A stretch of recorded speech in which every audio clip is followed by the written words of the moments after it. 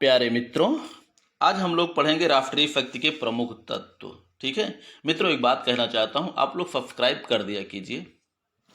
ठीक है, सब्सक्राइब कर दिया कीजिए, लाइक कर दिया कीजिए। ठीक है, जहां तक हो सके कहीं जरूरत पड़े तो शेयर भी कर दिया कीजिए। फिलहाल हम आपसे सिर्फ इतना ही कहेंगे कि लाइक और सब्सक्राइब ये दोनों चीज आपके हाथ में है, आप जरूर कर दिया कीजिए। ठीक है, चलिए राष्ट्रीय शक्ति के प्रमुख तत्व। मित्रों, जैसे कि हम आपको पिछले वीडियो में बता चुके हैं, राष्ट्रीय शक्ति के कई रूप हो सकते हैं, कई प्रकार के हो सकते हैं, और एक राष्ट्र जो है किन किन तत्वों को मिलाकर वो शक्तिशाली बनता है, या राष्ट्रीय शक्ति के कई तत्व जो किस रूप में हो सकते हैं, कहाँ कहाँ से एक राष्ट्र को ताकत प्रदान होती है, शक्ति मिलती है। ठीक है, चलिए राष्ट्रीय शक्ति के प्रमुख रूप से दो प्रकार के होते हैं के तत्व। इसमें एक होता है मूर्त तत्व, दूसरा होता है अमूर्त तत्व। अब आप इसको इसी तरह समझ लीजिए कि मूर्त का मतलब होता है जो तत्व आपको दिखाई देता है, दिखाई देने वाले तत्व, जो तत्व सामने गोचर होता है वह मूर्त तत्व होता है। जैसे भूगोल हो गया, जमीन दिख रही है, बनावट दिख रही है, आकार दिख रहा है, उसकी आकृति दिख रही है, सीमाओं की स्थिति दिख रही है, भूगोल हो गया। सैनिक शक्ति, कितनी सेनाओं की संख्या है, ये भी हम देख सकते हैं। हथियार हो गए, हथियारों की क्वालिटीज हो गई। ठीक है, ये सब चीजें दिखते हैं, संख्या भी दिखेगी, क्वालिटी दिखेगी, तकनीकी दिखेगी। प्राकृतिक संसाधन यानी भूगोल में, भूगोल से संबंधित है, ईश्वर ने हमको कौन कौन से प्राकृतिक संसाधन दिए हैं। जैसे कहते हैं यहाँ पर सोने की खान है, पेड़ पौधे वनस्पतियां अधिक हैं, जानवर अधिक हैं, ये चीजें प्राकृतिक संसाधनों में आ जाते हैं। खनिज होंगे जो कि कुछ खनन के रूप में मिलेंगे, कुछ ऊपर मिलेंगे। ठीक है, तो जैसे कहा जाता है हमारे यहाँ थोरियम का विशेष विशाल भंडार है, ये होता है उस राष्ट्र में इसकी खाने हैं, उस राष्ट्र में यूरेनियम पाया जाता है। तो ये एक प्रकार से प्रकृति प्रदत्त, जिसे कहते हैं हम लोग प्राकृतिक संसाधन, प्रकृति प्रदत्त साधन। ठीक है, अगला है जनसंख्या। जनसंख्या भी शक्ति का ही एक रूप होती है। आर्थिक शक्ति, राष्ट्र कितना अधिक विकसित है, कितना मजबूत है, कितना धनी है, विकासशील है कि विकसित है या गरीब है, तो ये भी जो है मूर्त तत्व है, दिखाई देना। टेक्नोलॉजी है, तकनीकी शक्ति है। ठीक है, तो मूर्त तत्व में वे तत्व होते हैं जो दिखाई देते हैं। इतना बिल्कुल याद रखिए, मूर्त तत्व वो तत्व हैं जो बिल्कुल राष्ट्र में दिखाई देते हैं, राष्ट्र में दिखाई देते हैं। हम लोग एक व्यक्ति हैं, हम लोगों का मूर्त तत्व क्या है, जो दिखाई दे रहा है। लंबाई कितनी है, चौड़ाई कितनी है, मोटाई कितनी है, ठीक है, हाथ पांव कितने लंबे हैं, तो ये चीज जो है मूर्त तत्व होते हैं। आंखें कैसी हैं, ये मूर्त तत्व में आता है, जो दिखाई देता है। लेकिन अंदर हमारे कितनी ताकत भरी हुई है, अंदर हमारी क्वालिटी क्या है, हमारे पास दिमाग कैसा है, हमारी बुद्धि कैसी है, ये सब अमूर्त में आ जाएंगे। ठीक है, तो इसी तरह राष्ट्र में मूर्त तत्व आप समझ गए होंगे जो दिखाई देने वाले हैं। और दूसरा जो होता है वो है अमूर्त तत्व। अमूर्त तत्व का मतलब होता है जो ना दिखाई देने वाले तत्व हैं, यानी राष्ट्र का आकार, आकृति, भूगोल, जनसंख्या, सैनिक शक्ति, ये तो दिखाई देगी, लेकिन राष्ट्र की जो है विचारधारा क्या है, चलिए इसको देख लेते हैं। जो ना दिखाई देने वाले तत्व होते हैं, शक्ति के वे भी तत्व होते हैं जो कभी दिखाई नहीं देते, वो अमूर्त तत्व कहलाते हैं। जैसे विचारधारा, विचारधारा राष्ट्र की जब हम प्रयोग करते हैं तभी सामने दिखेगी, बाकी अंदर की विचारधारा जिससे हम परिचित नहीं है, बगैर प्रयोग किए, वो विचारधारा आपको नहीं दिखेगी। एवं विदेश नीति, विदेश नीति ये भी आपको नहीं दिखेगी जब तक कि हम अपने संबंधों को, क्योंकि विदेश नीति हो गई, विचारधारा तो एक हो सकती है, लेकिन विदेश नीति हर समय परिस्थितियों के अनुसार बदलती रहती है, कैसे संबंध है। वही है अंतरराष्ट्रीय राजनीति में ना कोई अस्थायी मित्र होता है ना शत्रु होता है। ठीक है, नेतृत्व, नेतृत्व भी कोई दिखाई देने वाली चीज नहीं है। राष्ट्रीय चरित्र, राष्ट्र का स्वभाव, कैरेक्टर, ये भी कोई दिखाई देने वाली चीज नहीं। हम जैसा व्यवहार करते हैं दूसरे राष्ट्रों के साथ, वैसा ही हमारा चरित्र प्रकट होता है। ठीक है, मनोबल, मनोबल भी कोई दिखाई देने वाली चीज नहीं है। कूटनीति, ये भी अमूर्त तत्व है। जन समर्थन, जनता हमें कितना सपोर्ट कर रही है राष्ट्र की, वो भी कोई दिखाई देने वाली चीज नहीं है। ठीक है, चलिए तो इतना आप याद रखिएगा। मूर्त तत्व वो तत्व होते हैं जो दिखाई देते हैं, अमूर्त तत्व वो तत्व होते हैं जो दिखाई नहीं देते हैं। जैसे हमने आपको उदाहरण में दिया, हमारी लंबाई, चौड़ाई, मोटाई, ये सब आपको दिखाई देगी। लेकिन हमारा मनोबल कैसा है, बुद्धि कितनी है हमारे अंदर कितनी ताकत है, वो चीज़ आपको दिखाई नहीं देनी है, तो अमूर्त होता है। चलिए आज हम लोग पढ़ेंगे, फिर आगे हम लोग बढ़ते हैं राष्ट्र के मूर्त तत्वों की ओर। ठीक है, चलिए मूर्त तत्वों में जो पहला जो प्रमुख तत्व होता है वो होता है राष्ट्र का भूगोल, और ये अस्थायी तत्व होता है, क्योंकि हम राष्ट्र का भूगोल कहीं अपने हम राष्ट्र को उठाकर ले जाकर हम चाहें कि हम प्रशांत महासागर में इंडिया को रख दें तो ये संभव नहीं है। ये हिंद महासागर के किनारे है, यहीं रहेगा। ये अस्थायित्व है, अस्थाई है। ये दूसरी बात है कि सीमाएं बदल सकती हैं दाएं बाएं, लेकिन हमारा भूगोल कभी नहीं बदलेगा, ना इसको बदलने की क्षमता हम में मौजूद है।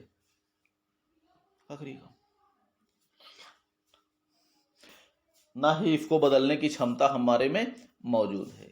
वो बात दूसरी है कि हनुमान जी हिमालय पर्वत को उठाकर लेके चले आए थे, हिमालय से लंका में ले जाके रख दिए थे संजीवनी बूटी के लिए, क्योंकि वो क्वालिटी ना तो साधारण मनुष्य में होती है ना होगी। लेकिन हाँ, हिमालय पर्वत की उनकी जरूरत थी, लेकर रखे, लेकिन उन्हीं हिमालय पर्वत को ले जाकर फिर से अपने स्थान पर रख दिए, क्योंकि वहां पर जो जड़ी बूटियां होती थी वहीं पर वो जो है प्रस्फुटित होंगी, वहीं पर वो उगेंगी।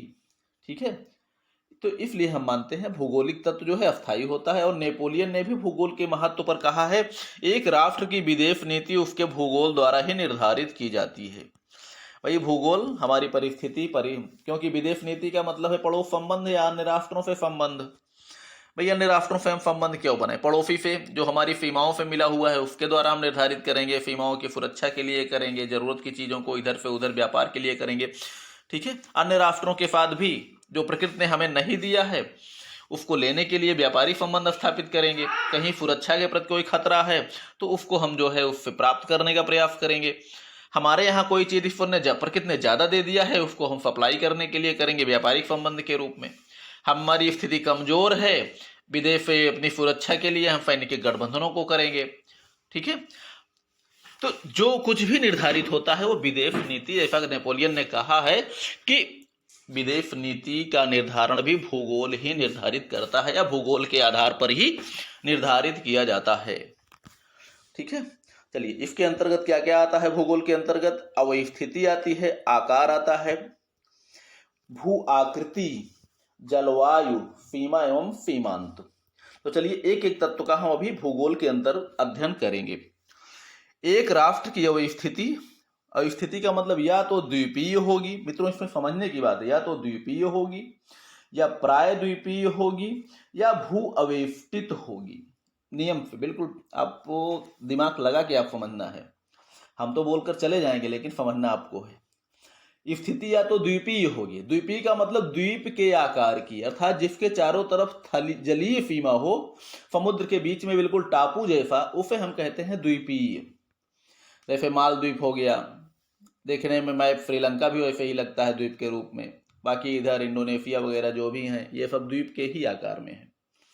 ठीक है, तो द्वीपीय का मतलब जिसके चारों तरफ जलीय सीमा हो, समुद्र से घिरा हुआ हो, समुद्र के बीच में कोई राष्ट्र हो। ऑस्ट्रेलिया महाद्वीप है, द्वीपीय स्थिति है बिल्कुल। दूसरा है प्रायद्वीपीय। प्रायद्वीपीय का मतलब होता है जिसके पास जलीय और थलीय दोनों सीमाएं हैं, जैसे भारत हो गया, पाकिस्तान हो गया, बांग्लादेश हो गया, यानी ऐसा राष्ट्र जो जिसके पास जल यानी समुद्री सीमा भी है और थलीय सीमा भी है, तो उसे कहते हैं प्रायद्वीप। ठीक है, भू अवस्थित का मतलब जिसके पास केवल थलीय सीमा हो, यानी लैंड लॉक्ड कंट्री इसको हम लोग बोलते हैं। थलीय सीमा हो उसे हम भू अवस्थित बोलते हैं, जैसे भूटान हो गया, नेपाल हो गया, और भी इधर मंगोलिया हो गया। यानी यूं आप मान के चलिए कि जो राष्ट्र समुद्र से बिल्कुल नहीं लगा हुआ है उसे कहते हैं भू अवस्थित, लैंड लॉक्ड। ठीक, जो जिसकी चारों तरफ जलीय सीमाएं हैं द्वीपीय हो गया, और जिसकी चारों तरफ थलीय सीमाएं हैं वो भू अवस्थित राज्य हो गए, और जिसके पास जलीय और थलीय दोनों है वो प्रायद्वीपीय हो गए। ठीक है, ये अवस्थिति है। और प्रत्येक अवस्थिति वाले राष्ट्र के लिए शक्ति की आवश्यकता भी अलग अलग होती है, ये भी सत्य है मित्रों। जैसी उनकी सीमाएं होंगी वैसे ही उनको शक्ति की रखने की भी जरूरत पड़ेगी। जैसे यूं माना जाता है कि जो राष्ट्र द्वीपीय हैं, चारों तरफ समुद्री सीमा है, वो बिल्कुल खुले हुए हैं, उनको अपनी सुरक्षा के लिए शक्तिशाली नौसेना की जरूरत पड़ेगी और सहायक सेना के रूप में वायु सेना की जरूरत पड़ेगी। अंदर की सुरक्षा के लिए पुलिस वालों की जरूरत पड़ेगी, थल सेना थोड़ी बहुत ज्यादा नहीं। ठीक है, जो प्रायद्वीपीय हैं इनको तीनों सेनाओं की जरूरत पड़ेगी, जलीय सेना, थलीय सेना, जल सेना, थल सेना और वायु सेना, तीनों की, क्योंकि सहायक सेना के रूप में वायु सेना। यहाँ पर थल सेना में भी आपको ध्यान देना है कि थल हमारा कैसा है, थलीय सीमाएं कैसी हैं। भाई पर्वतीय हो सकती हैं, समतल भूमि हो सकती है, पहाड़ियां हो सकती हैं, ऊंची नीची हो सकते हैं, जंगली हो सकते हैं। तो उसी के अनुरूप आपको सेनाओं को रखना है। पर्वतीय डिवीजन भी रखना पड़ सकता है, आर्मी तो रखना ही रखना है। ठीक है, अपनी सुरक्षा अपनी जरूरत के अनुसार ही आपको सुरक्षा व्यवस्था करनी है। अब जैसे भू अव्यवस्थित हो गया, सीधी सी बात है, इनके पास नौसेना की इनको जरूरत नहीं है। कहाँ ले जाएंगे नौसेना? नौ का मतलब है नौकाओं की सेना, यानी जल सेना जिसे हम लोग बोलते हैं। कहाँ ले जाएंगे उसको? जब जल है ही नहीं सीमाओं पे तो कहाँ ले जाएंगे? क्या तालाब में घुमाएंगे क्या उनको? नहीं, कोई जरूरत नहीं है इनको सिर्फ अपने शक्तिशाली जो है नौसेना थल सेना चाहिए और एयरफोर्स चाहिए। लेकिन थल सेना जो है चूंकि लैंड लॉक्ड है, चारों तरफ घिरे हुए हैं अपने क्या बोलते हैं पड़ोसी राज्यों से। कौटिल्य ने कहा भी है कि पड़ोसी ही पड़ोसी का सबसे बड़ा दुश्मन होता है। इजराइल और जो है ये अरब इजराइल युद्धों के बारे में आप लोगों ने सुना ही होगा। इजराइल एक लैंड लॉक्ड कंट्री था, लेकिन अब बताइए उसकी सीमाएं इतना ज्यादा उसने बढ़ा लिया, काफी विस्तृत हो गया। चलिए, और अपनी अवस्थिति के अनुसार ही राष्ट्र शक्ति का विकास करता है। अब इसमें देखा जाए तो इसकी राष्ट्र की शक्ति में वृद्धि एवं बाधा उत्पन्न करने की महत्वपूर्ण भूमिका होती है। किसकी? भौगोलिक अवस्थिति की। भाई जैसे माना जाता है, एक उदाहरण आपको दे सकते हैं हम, जैसे माना जाता है पहले जो है सीमाएं हमारी ये उत्तर की तरफ हिमालय होता था, हिमालय को पार करना असंभव था। तो पहले के समय में तो हिमालय एक हमारे तरफ अजय दुर्ग के समान उत्तरी सीमा की सुरक्षा करता था। लेकिन आज के समय में विज्ञान और टेक्नोलॉजी की देन है कि अब कोई भी सीमा सुरक्षित नहीं है, क्योंकि हवाई जहाज, प्रक्षेपास्त्र, ये सब जो है हर प्रकार लगभग पूरे विश्व में पहुंचने की क्षमता रखते हैं। ठीक है, चलिए, अवस्थिति का युद्ध कौशल के निर्धारण में विशेष योगदान होता है। मित्रों जैसे हमने आपको भी बता दिया, जैसी हमारी अवस्थिति होगी, जैसी हमारी भूगोल होगी, जैसी सीमाएं होंगी, उसी तरह हम शक्ति का भी निर्धारण करेंगे। जल सेना, थल सेना, नौसेना, कौन कहाँ किस राष्ट्र को किन की ज्यादा जरूरत पड़ेगी, ये भी अवस्थिति निर्धारित करेगी। ठीक है, सीमाओं की अवस्थिति, राष्ट्र की अवस्थिति। ठीक है, जलीय एवं स्थलीय सीमा वाले राष्ट्र को शक्तिशाली बनाती है। यानी जिन राष्ट्रों के पास जलीय और थलीय दोनों सीमाएं हैं, उन्हीं राष्ट्रों को ही शक्तिशाली बनने की संभावना होती है, क्योंकि उनको समुद्र में भी वो हर स्थान पर आ जा सकते हैं, कोई रोक टोक नहीं होगा। अथलीय सीमा है, चाहे इधर से वो रेलवे के द्वारा अपन थल सेना से भी, यानी व्यापार के लिए थलीय व्यापार भी वो कर सकते हैं, जलीय व्यापार भी कर सकते हैं, किसी दूसरे के मोहताज नहीं होंगे। खास करके जिनके पास थली जलीय सीमा ही है वो भी राष्ट्र मजबूत बनते हैं। जैसे ब्रिटेन को आप देख सकते हैं, वो भी एक प्रकार से टापू जैसा ही है। इसलिए जो प्रारंभ में नौसेना जो थी वो ब्रिटेन की बहुत ज़्यादा मजबूत थी, इतनी मजबूत थी और इतना ज़्यादा उसने जो है विकास किया था कि हिंद महासागर को उसने एक तालाब बना दिया था। बताइए, तालाब का मतलब जैसे कहते हैं ना, हिंद महासागर ब्रिटिश झील के रूप में तब्दील हो गया था। तो झील का मतलब क्या कहेंगे? एक बड़ा सा तालाब। चलिए फिलहाल तालाब शब्द नहीं कहना चाहिए, झील ही हो, झील ही रहने दीजिए। लेकिन मान के चलिए कि इतना ज्यादा उसने अपना विकसित कर लिया था कि हिंद महासागर में हर स्थानों तक पहुंच उसकी जो है बन चुकी थी। ठीक है, चलिए, विशेष स्थिति में सामुद्रिक शक्ति के विकास के कारण ब्रिटेन विश्व की महाशक्ति बन सका। ऐसे मित्रों, खास करके जो राष्ट्र लैंड लॉक्ड होते हैं, जिनको समुद्र पर जाने के लिए दूसरे राष्ट्रों के साथ संधियां, समझौते आदि का सहारा लेना पड़ता है, वो भी दूसरों की दया पर निर्भर करते हैं। इसलिए माना जाता है कि अगर छोटा राष्ट्र है, लैंड लॉक्ड है, यानी भूअवेष्टित है, तो ऐसे राष्ट्रों के अपने विकास के लिए दूसरों की दया पर निर्भर रहना पड़ेगा। ये राष्ट्र टेक्नोलॉजी की कमी है तो बहुत बड़ी शक्ति नहीं बन सकते और हर समय बिल्कुल चारों तरफ खतरे से ही बेचारे जूझते रहेंगे। ठीक है, चलिए दूसरा है आकार एवं आकृति। राष्ट्र का आकार या तो छोटा होगा या बड़ा होगा। ठीक है, तकनीकी ज्ञान एवं विशेष अवस्थिति के अभाव में छोटा राष्ट्र कमजोर होता है। सही बात है मित्रों, हम आपको बता चुके हैं। छोटे राष्ट्रों को शीघ्रता से जीता जा सकता है क्योंकि इनको जो है ये द्वितीय प्रहारक क्षमता बहुत ज़्यादा नहीं मिलती और परमाणु युद्ध की दशा में इनको विशेष सुरक्षा की आवश्यकता पड़ती है क्योंकि परमाणु बम इतने बड़े बड़े हो गए हैं कि छोटे राष्ट्रों को तो एक ही बम पर्याप्त है। बड़े आकार से राष्ट्र की सुरक्षात्मक स्थिति अधिक मजबूत होती है क्योंकि बड़े राष्ट्र को द्वितीय प्रहारक क्षमता कई बार मिल जाया करती है, कई बार मिल जाती है उनको द्वितीय प्रहारक क्षमता। और दूसरी बात, बड़े राष्ट्रों में बहुत सारे संसाधन होते हैं, बहुत सारे खनिज पदार्थ होते हैं। ठीक है, तो वो भी राष्ट्र की स्थिति को मजबूत बनाए रखने में सहायक होते हैं। ये उम्मीद की जाती है ये होते हैं, हो भी सकते हैं नहीं भी हो सकते। फिर भी चाहे जैसे भी हो, परमाणु बम के आक्रमण को भी कई बमों को झेल सकते हैं, द्वितीय प्रहारक क्षमता इनको कई बार मिल सकती है। ये बड़े आकार, जैसे नेपोलियन, हिटलर केवल सोवियत संघ को इसलिए नहीं जीत पाए क्योंकि आकार बहुत बड़ा था। बड़े आकार से राष्ट्र की सुरक्षात्मक स्थिति अधिक मजबूत होती है। बड़े आकार में प्राकृतिक संसाधन, कृषि योग्य भूमि अधिक होने की संभावना होती है। बड़े आकार का राष्ट्र किसी भी आक्रमण का अधिक दिनों तक प्रतिरोध कर सकता है। वही जैसे हमने आपको बताया, कई बार उसको जो है द्वितीय प्रहारक क्षमता मिल सकती है, यानी सामने पराजित हुआ, पीछे हट के फिर से पोजीशन लेकर फिर से तैयारी करने का उनको कई बार मौका मिल जाता है।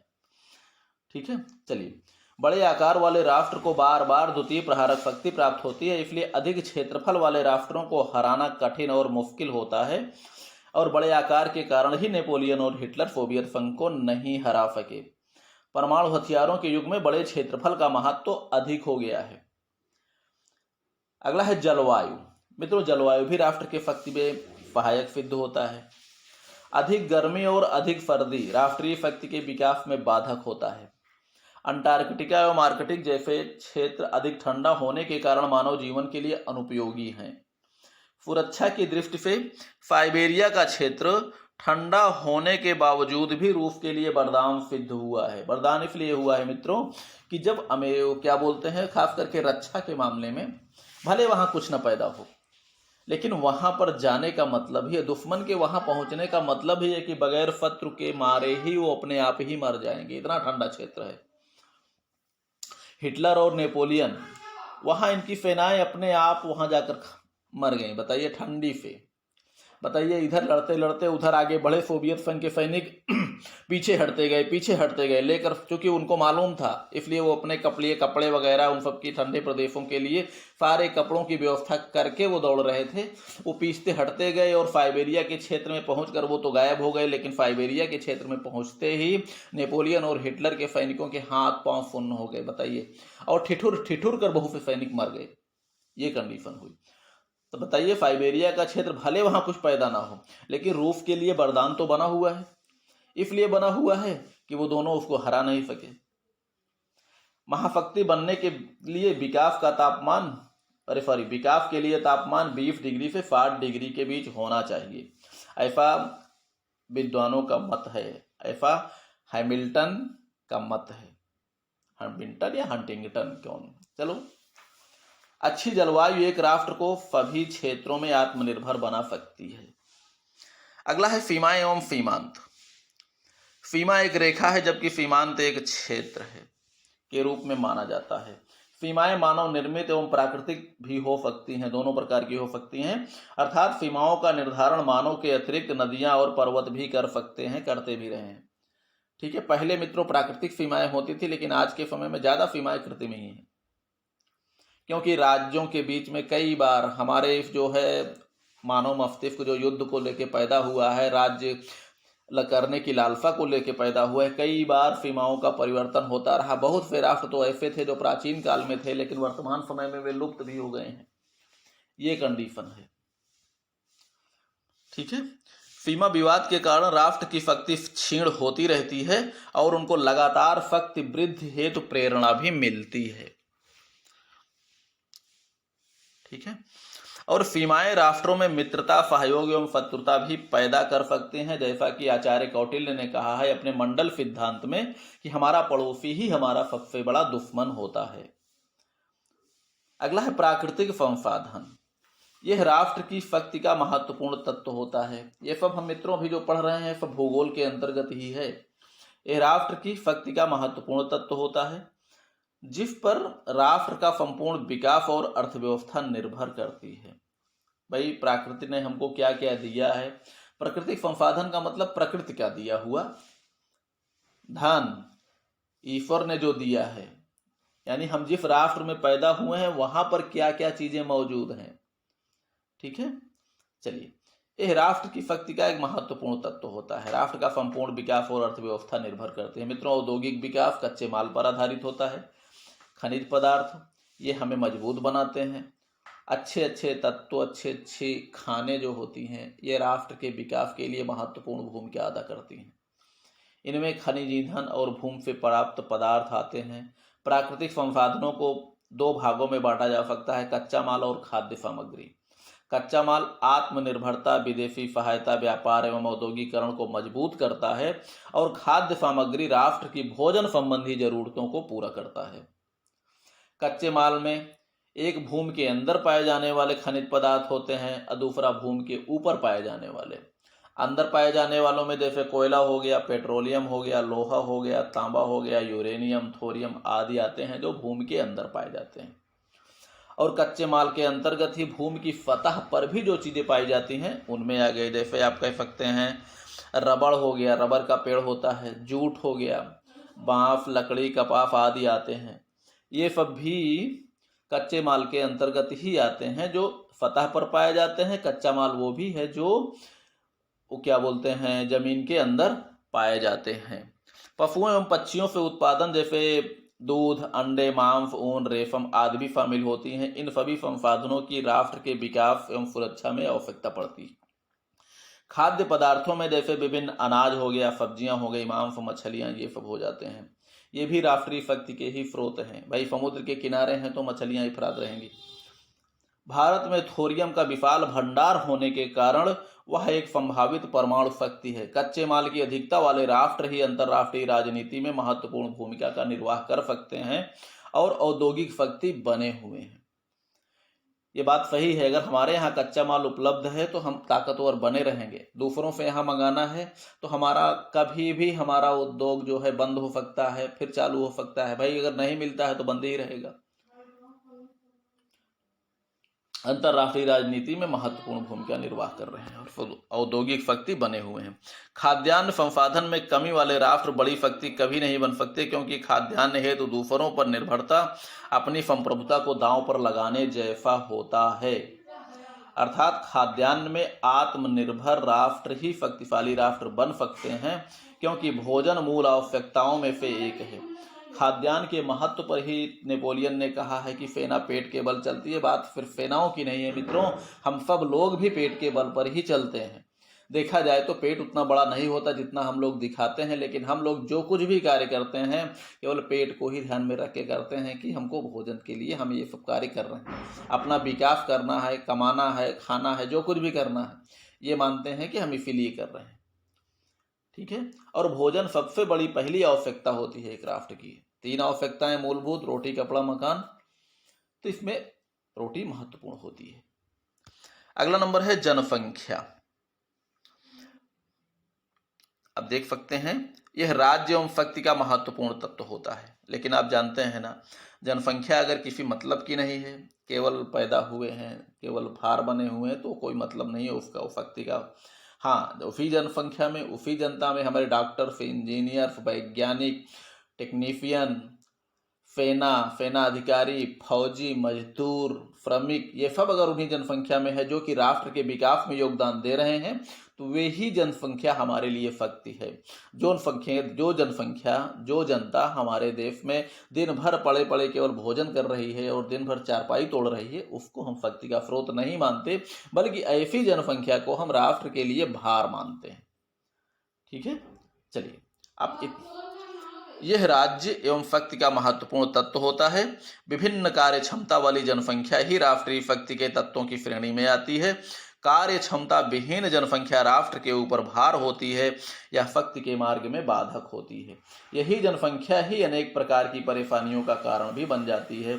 जैसे कहते हैं हमारी जनसंख्या बहुत ज़्यादा है, राष्ट्र में खपत ज़्यादा है, राष्ट्र की बाहर से आयात की ज़रूरत ज़्यादा पड़ रही है। ठीक है, वर्तमान तकनीकी युग में कार्य हेतु वैज्ञानिकों, इंजीनियरों, कुशल कारीगरों, श्रमिकों, तकनीकी वैज्ञानिकों की विशेष आवश्यकता होती है।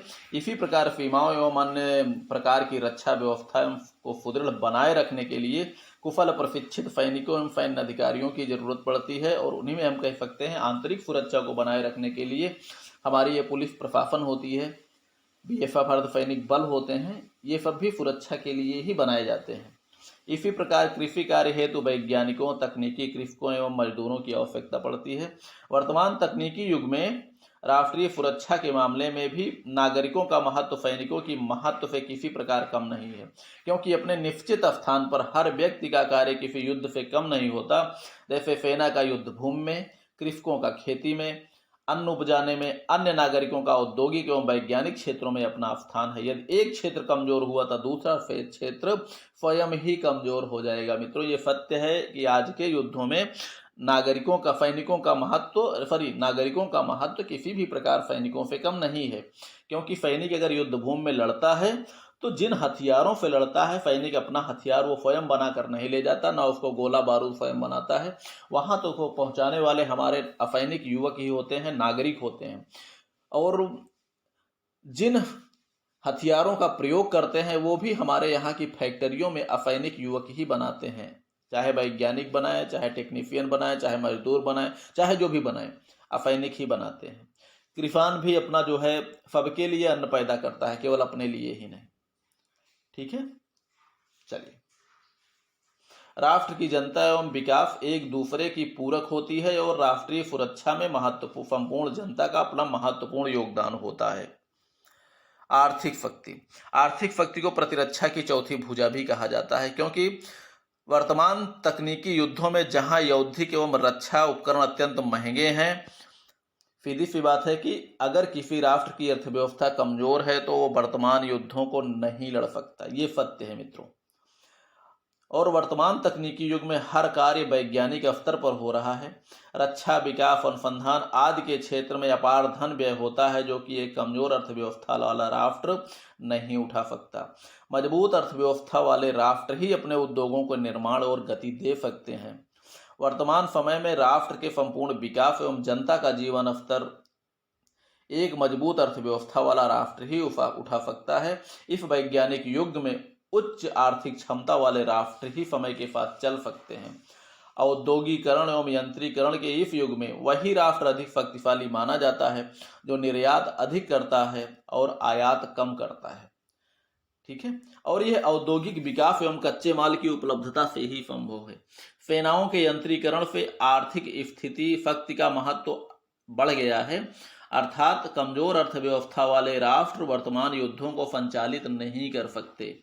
वर्तमान आर्थिक शक्ति में एक राष्ट्र के प्राकृतिक संसाधन, ऊर्जा संसाधन, परिवहन संसाधन, औद्योगिक क्षमता आदि की महत्वपूर्ण भूमिका होती है। मित्रों, ये सत्य है कि अर्थव्यवस्था आज एक राष्ट्र के आंतरिक हर प्रकार के विकास के लिए, हर प्रकार की रक्षा और सुरक्षा के लिए अर्थव्यवस्था का मजबूत होना आवश्यक है, क्योंकि कमजोर अर्थव्यवस्था वाले राष्ट्र ना तो विकास कर सकते हैं, ना ही अपनी ठीक से रक्षा कर सकते हैं। ठीक है, इसलिए आर्थिक स्थिति हर प्रकार की देखा जाए, विकास की, प्रतिरक्षा, हालांकि प्रतिरक्षा की चौथी भुजा तो कहा ही जाता है, क्योंकि प्रतिरक्षा सबसे महत्वपूर्ण होता है। अब आज के ये टेक्निकल हथियार जो है बहुत महंगे हैं, कमजोर अर्थव्यवस्था है तो आज का युद्ध लड़ने की क्षमता ही उसमें नहीं है, क्योंकि आज का युद्ध टेक्निकल युद्ध है, टेक्नोलॉजी का युद्ध है और टेक्नोलॉजी महंगी है। ठीक है, आगे हम देखते हैं सैनिक शक्ति।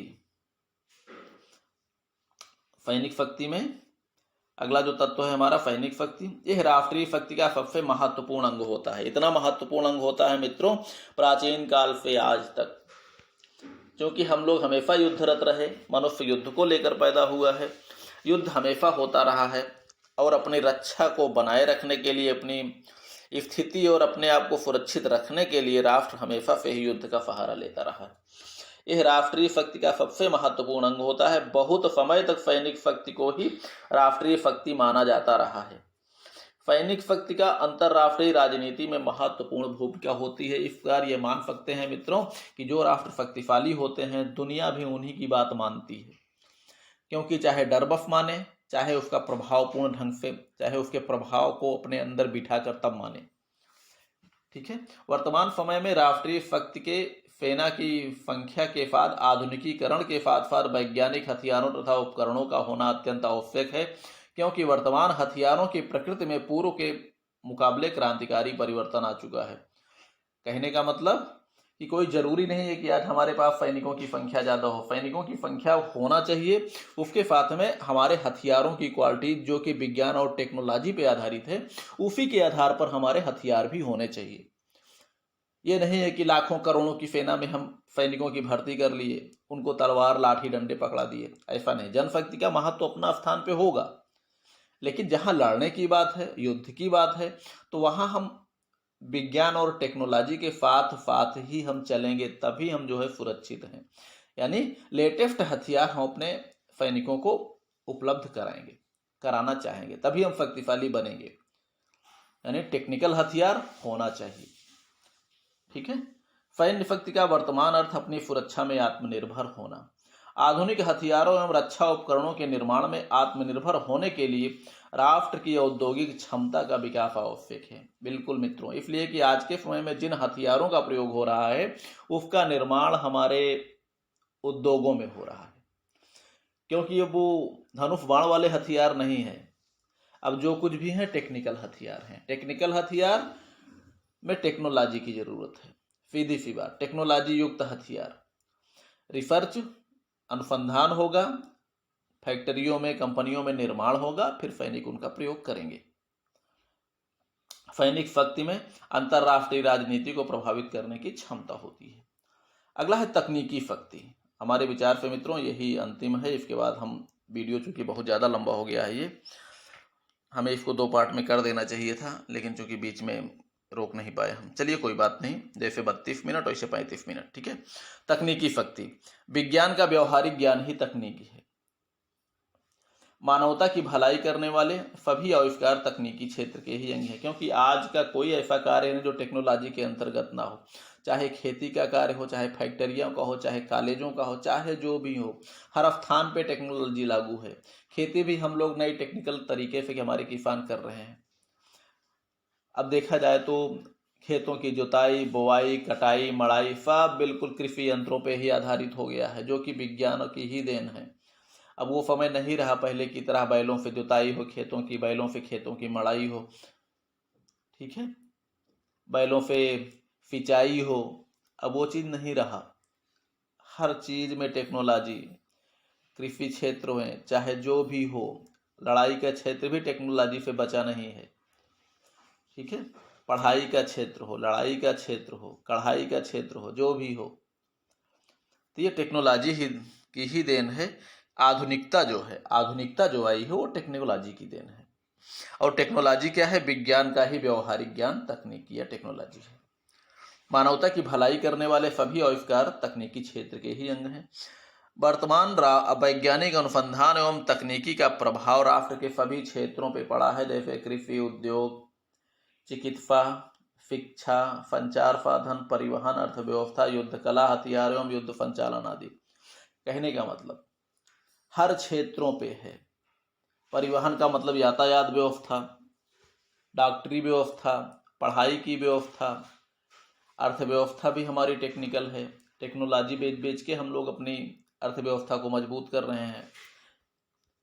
तकनीकी विकास ने एक और मानव जीवन को ऊंचा उठाया तथा जीवन जीने के तरीकों को सरल बनाया, वहीं दूसरी ओर युद्धों को आसानी से जीतने के लिए महाविनाशक नरसंहारक हथियारों का भी निर्माण कराया। विज्ञान तकनीकी विकास एवं अनुसंधान मानवता के लिए वरदान भी है एवं महान संहारक हथियारों के कारण अभिशाप भी है। मित्रों, ये बात सत्य है कि टेक्नोलॉजी ने मानव जीवन को ऊंचा उठाने का कार्य किया एक तरफ, लेकिन दूसरी तरफ वही टेक्नोलॉजी परमाणु बम, जैविक हथियार, रासायनिक हथियार, न्यूट्रॉन बम, हाइड्रोजन बम, प्रक्षेपास्त्रों के रूप में, लड़ाकू विमानों के रूप में मानवता को ही नष्ट करने के लिए बनाया भी गया है, मानव को ही नष्ट करने के लिए बनाया गया है। ऐसा नहीं है कि हमने परमाणु बम जानवरों के लिए बनाया है, किसी और के लिए बनाया है। वही विज्ञान हम लोगों को आसमान तक पहुंचा रहा है, वही विज्ञान हम लोगों को शमशान तक भी पहुंचा रहा है। ठीक है मित्रों, उम्मीद करता हूँ इतना आपको समझ में आया हो गया। अगले अध्याय में हम लोग अमूर्त तत्वों के बारे में पढ़ेंगे। अब क्योंकि ये वीडियो आपके लिए लंबा हो गया है, चलिए कोई बात नहीं, पढ़िए लिखिए, मस्त रहिए, खुश रहिए मित्रों। लेकिन एक चीज़ जरूर ध्यान रखिएगा, सब्सक्राइब जरूर कर दिया कीजिए, सब्सक्राइब भी कर दिया कीजिए, लाइक भी कर दिया कीजिए, जो आपके हाथों में है। हम ये नहीं कहते कि आप जो है दूसरों से कराइए, कुछ आप मत कराइए, आप स्वयं जो कर सकते हैं उतना करिए। ठीक है, चलिए पढ़िए लिखिए, मस्त रहिए, खुश रहिए।